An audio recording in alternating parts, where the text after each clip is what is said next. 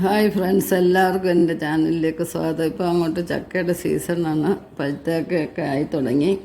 അപ്പോൾ നമ്മൾ പഴുത്തക്ക ഇഷ്ടമില്ലാത്തവർക്ക് എന്താ ചെയ്യേണ്ടത്?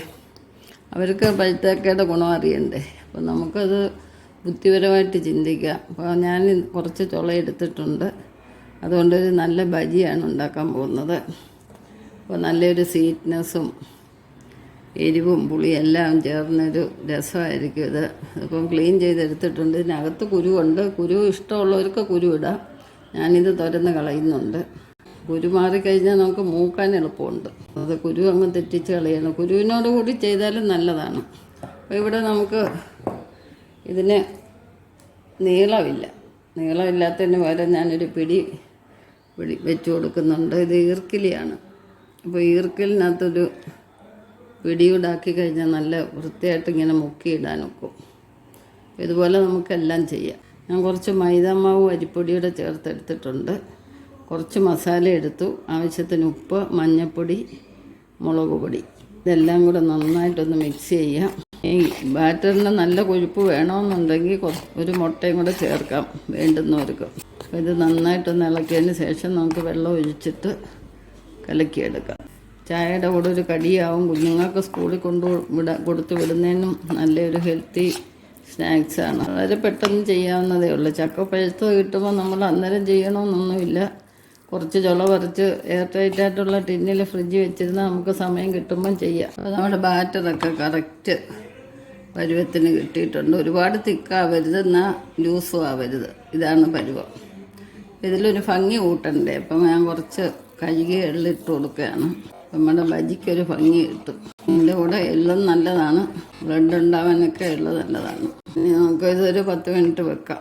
ഇനി നമുക്ക് ഓരോ ചുള എടുത്തിട്ട് ഇങ്ങനെ മുക്കിയെടുക്കാം. ഇനി നമുക്ക് ഓരോന്നും വറുത്ത് പോരാം. ഉണ്ടോ? ഇപ്പം തന്നെ നല്ലൊരു ഭംഗിയുണ്ട്. ഇടയ്ക്ക് പുള്ളി കുത്തുപോലൊക്കെ തോന്നിക്കുന്നുണ്ട്. ചൂടായിട്ടുണ്ട്. നമുക്ക് വെളിച്ചെണ്ണ ഒഴിച്ച് കൊടുക്കും. നമ്മുടെ ബജിയെല്ലാം വരണ്ടിരിക്കുന്നുണ്ട്. ഉണ്ടല്ലേ? നമുക്ക് ഓരോന്നായിട്ട് മുക്കി ഒഴിക്കാം.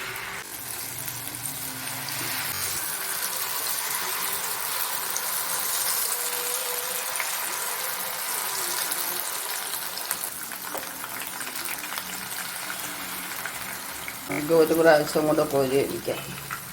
നല്ലൊരു ഭംഗിയുണ്ട്. നമുക്ക് ആദ്യം ഒഴിച്ചത് നമുക്ക് തിരിച്ചിട്ട് കൊടുക്കാം. കമ്പ് ഉള്ളതുകൊണ്ട് നമുക്ക് പിടിച്ച് തിരിച്ചിടാൻ നോക്കാം.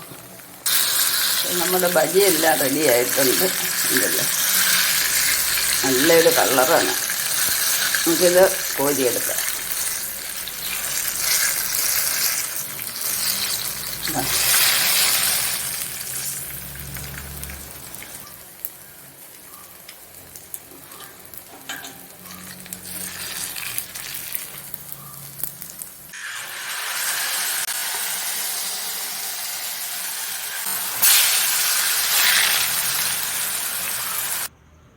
അപ്പോൾ നമ്മുടെ ചക്ക ബജി എല്ലാം റെഡി ആയിട്ടുണ്ട്. കണ്ടില്ലേ, നല്ലൊരു ഭംഗിയാണ്. ആ എള്ളുമൊക്കെ ഇട്ടപ്പോൾ നല്ലൊരു ഭംഗിയുണ്ട്.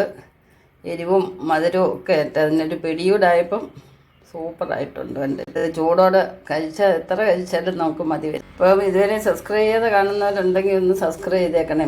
വെറൈറ്റി ഡിഷസ് ഞാൻ ഉണ്ടാക്കി കാണിക്കുന്നതായിരിക്കും.